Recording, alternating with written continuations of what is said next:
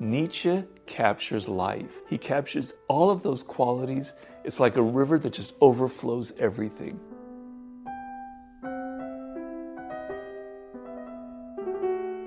Hello everyone. I have the pleasure of being able to introduce my absolute favorite writer on the planet since I was a young man. He's sitting here right next to me. No, I'm just kidding. His name is Friedrich Nietzsche. I think I discovered Nietzsche when I was about 15 years old, and I probably didn't really understand a word of what he wrote. It took years, but I have over the years had many writers that I loved when I was 18, and I look at them now and I go, what the hell was I thinking?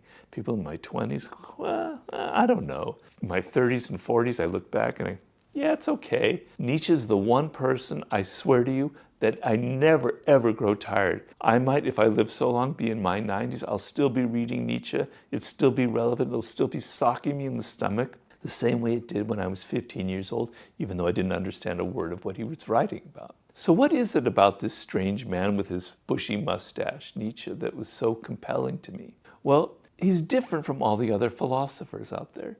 All the other philosophers, they have this kind of idea about life, you know, Kant or Schopenhauer or Hegel or Plato. It's this idea that this is what life is. They have an idea, a concept, a system of which they approach every problem and they put it in their great system. And you read it and you go, yeah, that's interesting, but there's something else missing that's not quite capturing life. Nietzsche captures life. He captures all of those qualities. It's like a river that just overflows everything. He contradicts himself from one book to the other, but you don't notice it because he's so alive, he's so authentic in each moment. He's not trying to create a system. He's not trying to fit all of human experience, all of the ideas, and preach to you about a particular way of looking at the world, a particular way of being.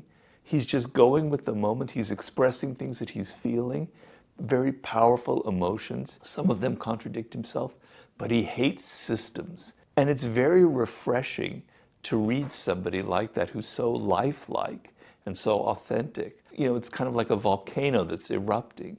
He was a very emotional man, and he poured those emotions into all of his books and ideas, but in a controlled. He's also an incredibly brilliant writer with beautiful style of language. I often, when I try and imitate a writer, I wish I could be like Nietzsche. He will have these sections, and everything is kind of divided up. He never writes like in a lot of his books. Some of them, it's not true, but a lot of his books are sort of short, a page or 2 pages or 3 pages on a single idea. I remember reading about these excerpts when I was a kid, where he would have one side of the argument where someone would say, well, this is what's going on. And then he would have the opposite side, which was clearly his opinion.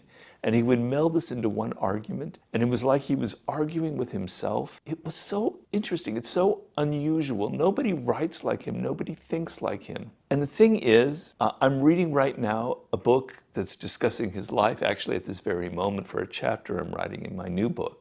I knew it, but I didn't quite realize it. In the 15 years which he wrote his most important works, which he was basically continually alone, he was physically suffering pain that is very hard for most people to understand. Every moment of his life, he was dealing with incredible pain in his body. He had headaches.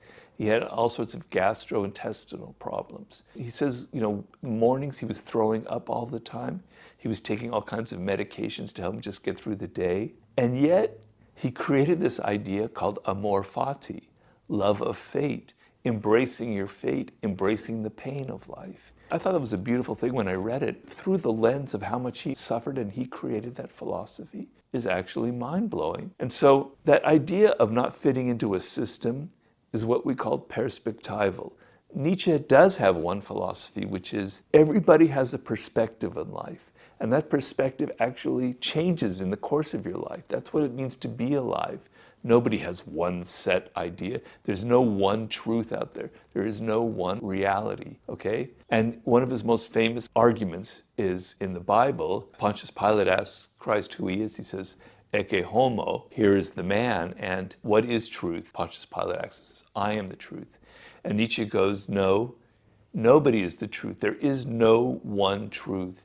Everything depends on people's perspectives. Every philosopher has a perspective, and that philosophy might come from the stomach pains that they're having, from the way their brain is wired, from a headache they have in the morning. So to reiterate, The lifelikeness of Nietzsche, the fact that he captures the contradictory, the various emotions we all feel, the back and forth, the richness of life in his philosophy is unique. There is nobody like him on this planet. I just am always astounded.